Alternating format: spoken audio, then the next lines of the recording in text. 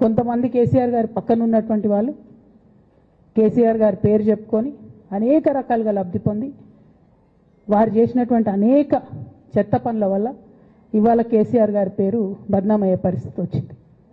అయినా మళ్ళీ వాళ్ళనే మోస్తాం, అయినా మళ్ళీ వాళ్ళనే ముందుకు తీసుకెళ్తామని అనుకుంటే పార్టీ ఎట్లా ముందటికి పోతుంది? ఒక బిడ్డగా నిజంగా నేను బాధపడతా ఉన్నాను. ఇవాళ 5 సంవత్సరాలు ఇరిగేషన్ మంత్రిగా చేసినటువంటి హరీష్ రావు గారిది మేజర్ పాత్ర లేదా దీంట్లో? అందుకే కదా కేసీఆర్ గారు వారిని సెకండ్ టర్మ్లో తప్పించిండ్రు. ఈ మొత్తం కాళేశ్వరం ఎపిసోడ్లో కేసీఆర్ గారికి మరక అంటిందంటే 2-3 వ్యక్తులు కారణం.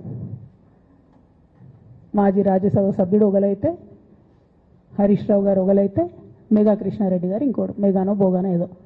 ఈ పెద్ద పెద్ద కాంట్రాక్టర్లు అందరితో కుమ్మక్కై కేసీఆర్ గారు ప్రజల కోసం ఆలోచన చేస్తే, నీళ్ల కోసం ఆలోచన చేస్తే, వీళ్ళు సొంత వనరుల కోసం, డెవలప్మెంట్ కోసం, ఆస్తులు పెంచుకోవడం కోసం ఆలోచన చేసి ఇవాళ మీ వల్ల రేవంత్ రెడ్డి లాంటి వ్యక్తి, తెలంగాణ ఉద్యమానికి సంబంధం లేని వ్యక్తి, కేసీఆర్ గారి కాలి గోటికి సరిపోని వ్యక్తి, ఆయన నిలబడి కేసీఆర్ గారిని చేయెత్తి చూపించి కేసీఆర్ గారి మీద సిబిఐ ఇవాళ నేను వేస్తా అని చెప్తున్నాడంటే కారణం ఎవరు దీనికి?